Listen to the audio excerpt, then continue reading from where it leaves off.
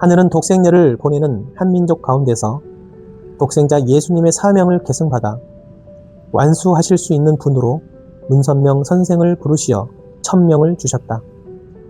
사명을 인계받은 참 아버님은 재림 메시아로서의 천명을 수행하기 전에 반드시 해야 할 책임이 있다. 그것은 예수님이 선포하지 못한 말씀을 찾고 그 말씀을 선포하여 기독교 기반에서 신도들을 찾아 국가 단위의 기반을 조성하여 하늘 부모님이 준비한 독생녀를 맞아 어린 양 혼인잔치를 하는 것이다. 참 아버님은 어린 양 혼인잔치를 통해서 참 부모가 되시고 재림 메시아의 천명을 수행하기 시작하신다. 예수님은 하늘 부모님이 4000년간 수고하신 기대 위에 탄생한 초림 독생자이시다. 예수님이 독생자로 탄생하셨다는 것은 죄악으로 얼룩진 타락 인간의 혈통으로부터 단절된 가운데 하늘 부모님의 직계 아들로 탄생하였다는 것을 의미한다.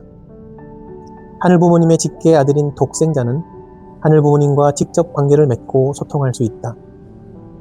독생자는 하늘 부모님의 첫사랑을 오롯이 받는 유일한 아들이다. 하지만 독생자는 혼자서 참 부모 이상을 완성할 수 없다. 창조 원칙에 따라서 독생자는 반드시 독생녀를 만나서 참 부모의 자리에 나아가야 한다. 참 어머님은 6000년 만에 하늘 부모님의 유일한 딸로 태어난 초림 독생녀이시다. 초림 독생녀는 하늘 부모님의 사랑을 가장 먼저 받을 수 있는 유일한 딸이며 하늘 부모님의 첫사랑을 오롯이 받을 수 있는 유일한 딸이다. 독생녀는 하늘 부모님과 직접 혈통적으로 연결된 직계의 딸로서 하늘 부모님을 뿌리로 해서 탄생한 단 한 분밖에 없는 유일한 딸이다. 독생자 예수님과 마찬가지로 독생녀 혼자서는 참 부모 이상을 완성할 수 없다. 독생녀는 반드시 재림 메시아 되실 분을 만나서 성원하여 참 부모의 자리에 나아가야 한다. 예수님이 승천과 성령 강림으로 출발한 기독교 2000년 역사의 본질은 재림 메시아를 기다리면서 초림 독생녀의 탄생을 준비하는 것이다. 예수님은 십자가에 돌아가시며 다시 오마 하셨고 다시 와서는 어린 양 혼인잔치를 한다고 하셨다. 재림 메시아가 어린 양 혼인잔치를 거행하기 위해서는 반드시 독생녀가 있어야 한다. 따라서 기독교의 본질은 재림 메시아를 기다리면서 초림 독생녀의 탄생을 준비하여 어린 양 혼인잔치에 참여하는 것이다. 다시 오마한 메시아의 재림을 준비하기 위한 노정에 있어서 하늘은 먼저 독생녀 탄생을 확정하셔야 한다. 한민족 선민을 통해서 내려오는 기독교 기반 위에 독생녀가 탄생해야 재림 메시아 섭리가 이루어지고 재림 메시아가 참부모의 자리에 나아갈 수 있다. 그러나 오늘날의 기독교는 아직도 예수님의 본질을 모르고 있다. 예수님은 왜 다시 오마 하셨을까? 창조주 하늘 부모님은 인간 시조가 될 수 있는 한 남자와 한 여자를 창조하셨다. 생명의 탄생은 어머니를 통해서 이루어지기 때문에 예수 그리스도 남성 한 분으로는 참 부모 이상을 완성할 수 없다. 그러므로 예수님은 다시 오마 하셨다.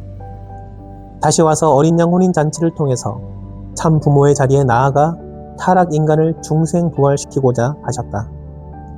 그러나 오늘날의 기독교인들은 어린 양 혼인 잔치의 진정한 의미를 알지 못하고 있다. 메시아 재림의 목적은 어린 양 혼인 잔치다.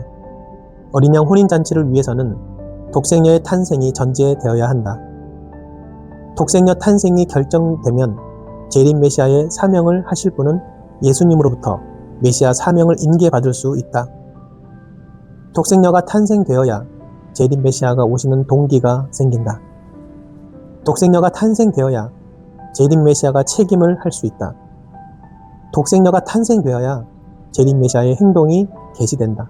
즉, 독생녀가 탄생해야 하는 하늘 섭리의 완성이 가능하게 된다. 독생녀 참 어머님은 기독교 기반 3대를 중심한 동녀 집안에서 탄생하셨다. 특히 칼뱅이 1543년 종교개혁을 위한 이론체계를 정립하여 신서 로마 제국 의회와 황제에게 교회개혁의 필요성이라는 제목으로 논문을 제출한 지 400년 만인 1943년에 탄생하셨다. 종교개혁과 더불어 태동한 미국 개신교의 맥을 이은 한국의 개신교 기반 위에 독생녀가 탄생한 것이다. 독생녀 탄생은 하늘 부모님의 6천년 기나긴 구원섭리 역사를 마감하고 새 역사를 창조하기 위해 새 시대로 전환하는 결정적 순간이었다. 2000년 전 독생자 예수님이 지상에 계실 때 독생녀는 탄생하지 못했다. 독생녀가 탄생했는데 현현하지 못한 것이 아니라 탄생하지 못한 것이다. 만약 2000년 전에 독생녀가 탄생해서 성장했다면 예수님은 어떻게 해서라도 독생녀를 만나서 서원하여 참 부모의 자리에 나아갔을 것이다. 그런데 예수님이 다시 오마 하신 것은 당시에 독생녀가 탄생하지 못했기 때문이다.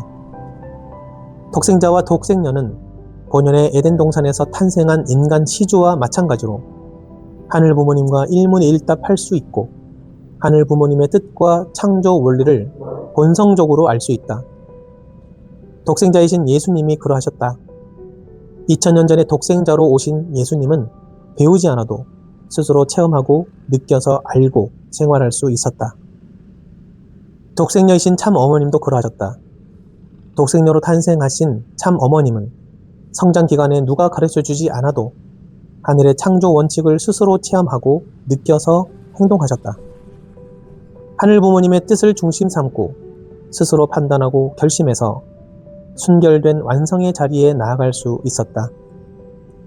하늘나라의 언어인 심정의 공명과 느낌으로 하늘 부모님과 대화하면서 성장 기간을 보내셨다. 참 어머님은 태어나면서부터 하늘 부모님을 부모로 알고 자라셨다.